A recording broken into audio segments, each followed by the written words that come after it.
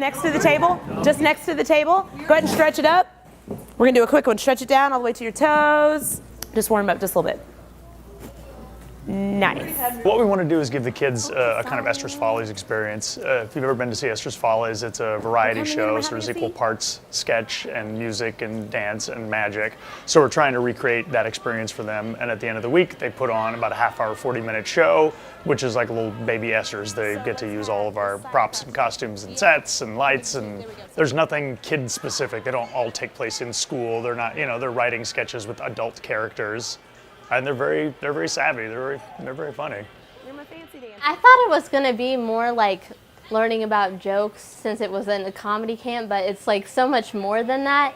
Not just about comedic theater, but about writing and improv and all this other stuff. 2, 3, pose. So whatever kind of lady thing you want to do. So just make sure you pose on the floor. So one, there's a lot of different aspects of comedy. People think it's just telling jokes. It's not. The movement is super important. If you're physically funny, that's a whole different thing that you can add to a joke that's already being told. You're telling a joke and you're doing something physical with your body. So we're trying to encourage that. Let them get comfortable in their bodies. Learn that movement is just as funny as singing a funny song or saying a funny line, and see what we can get out of that. Okay.